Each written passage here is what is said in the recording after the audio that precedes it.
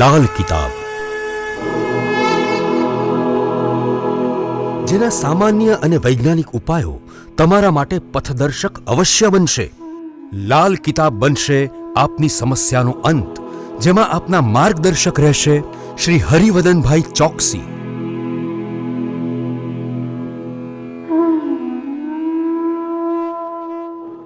નમસ્કાર મિત્રો, હું હરિવદન ચોકસી આપ સૌનું સ્વાગત કરું છું. મિત્રો, આજના વિડીયોમાં આપનું ખૂબ ખૂબ સ્વાગત. તો મિત્રો, આજે તારીખ 15/1/2024 સોમવાર.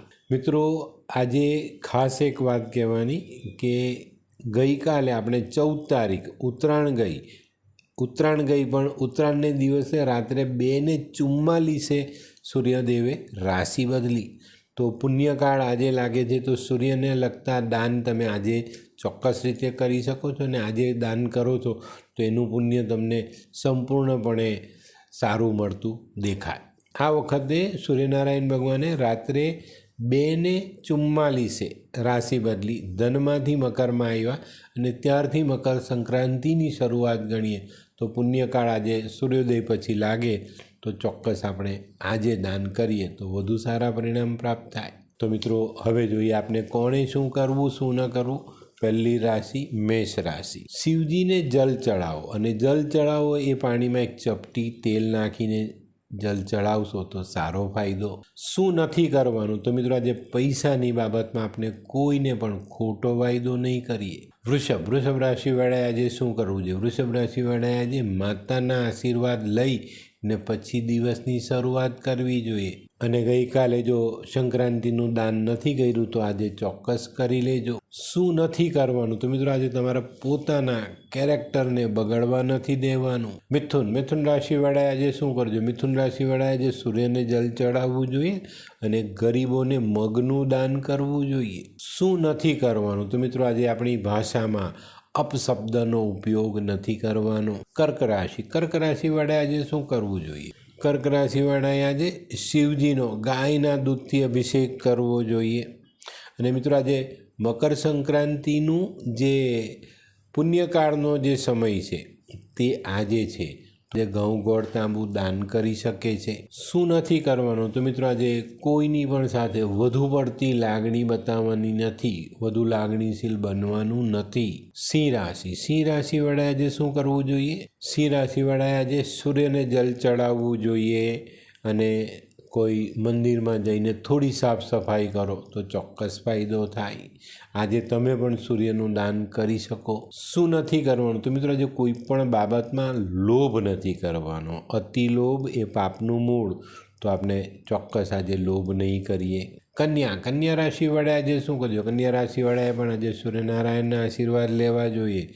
મકર સંક્રાંતિનો પુણ્યકાળ આજે છે, તો ભગવાન સૂર્યનારાયણના આશીર્વાદ લો અને પછી નાની કન્યાઓને જો તમે ભોજન કરાવો છો તો સારું પરિણામ પ્રાપ્ત થાય. શું નથી કરવાનું? તો મિત્રો, આજે તમારે પોતાની અંગત વાત કોઈને કરવાની નથી. તુલા રાશિવાળાએ આજે શું કરવું જોઈએ? તુલા રાશિવાળાએ આજે શિવજીના દર્શન કરવા જોઈએ અને મંદિરમાં ઘઉં ગોળ તાંબુ દાન કરાય, અથવા તો આ નથી કરી શકતા ને તો પંચામૃતથી ભગવાન શિવનો અભિષેક કરજો. શું નથી કરવાનું? તો મિત્રો, આજે કોઈ પણ ગરીબનું અપમાન નહીં કરતા. વૃશ્ચિક રાશિવાળાએ આજે શું કરજો? વૃશ્ચિક રાશિવાળાએ આજે ગોળવાળા પાણીથી સૂર્યનારાયણનો અર્ધ્ય આપવો જોઈએ. અને સ્નાન કરો ને તો સ્નાન કરવાના પાણીમાં 2 ચમચી દૂધ અવશ્ય નાખજો. શું નથી કરવાનું? તો મિત્રો, આજે આપણે કોઈ પણ વ્યક્તિને ખોટી સલાહ નહીં આપીએ. ધનરાશિવાળાએ આજે શું કરવું જોઈએ? ધનરાશિવાળાએ આજે સૂર્ય નમસ્કાર કરી દિવસની શરૂઆત કરવી જોઈએ અને પુણ્યકાળમાં સૂર્યનું દાન કરવું જોઈએ. અને આજે મિત્રો, આપણા ઘરે જે મહેમાન આવે ને એની સંપૂર્ણ આગતા સ્વાગતા કરવી જોઈએ. શું નથી કરવાનું? તો મિત્રો, આજે તમારે કોઈની પણ સાથે કોઈ પણ વાતમાં જુઠ્ઠું નહીં બોલવું. મકર રાશિવાળાએ આજે શું કરવું જોઈએ? મકર રાશિવાળાએ આજે થોડાક દૂધનું દાન કરવું જોઈએ. સૂર્યને નમસ્કાર કરવા જોઈએ. સૂર્યને સામે જોઈને 2-3 ટીપા સરસવના તેલના કાચી જમીન પર પાડવા જોઈએ. એનાથી પણ તમને આજે મકર સંક્રાંતિના પુણ્યકાળમાં ખૂબ સારું ફળ મળે.